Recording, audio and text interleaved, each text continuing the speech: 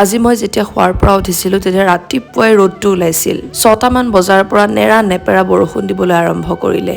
আজি কেইদিনমানৰ পৰা মোৰ গাটো যথেষ্ট বেয়া যদিও এই কেইদিন ঘৰৰ কামেৰেই নিজৰ দিনটো অতিবাহিত কৰিছো। ৰাতিপুৱাৰ পৰাই মাত লগোৱা মানুহবোৰ অহা আৰম্ভ হৈ যায়। কেনেকৈনো সময়বোৰ পাৰ হৈছে ধৰিবই পৰা নাই। ব্যস্ততাৰ মাজতেই অলপমান সময় ইহঁতৰ লগত পাৰ কৰিলো। তাইৰ নাম মিকি, তাই ভাইটিৰ বৰ মৰমৰ। সকলো কাম যিহেতু দেউতাই অকলেই কৰি আছে, দেউতাৰ লগতে ময়ো অলপমান লাগি দিছো। আজি টেণ্ট হাউচৰ বস্তুবোৰো আহিছে, দাদাকেইজনে কৈ গৈ আছে আৰু মই এইফালে লিখিছো আৰু শেষত অলপমান চেক কৰি লৈছো চব বস্তু ঠিক ঠাকে আছেই নে নাই।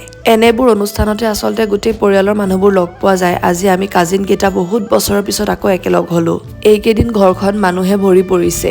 মনত বহুত দুখ আছে, খুৰা নোহোৱাৰ অনুভৱো আছে, কিন্তু পৰিয়ালৰ মানুহখিনিৰ লগত সময় অতিবাহিত কৰি খুৰাও যে আমাৰ মাজত কোনোবাখিনিত আছে তেনেহে অনুভৱ হৈ আছে। দিনত যিহেতু মানুহ দুনো আহি থাকে, গতিকে ৰাতিয়ে দেউতাই অলপমান বজাৰ কৰি ৰাখিলে।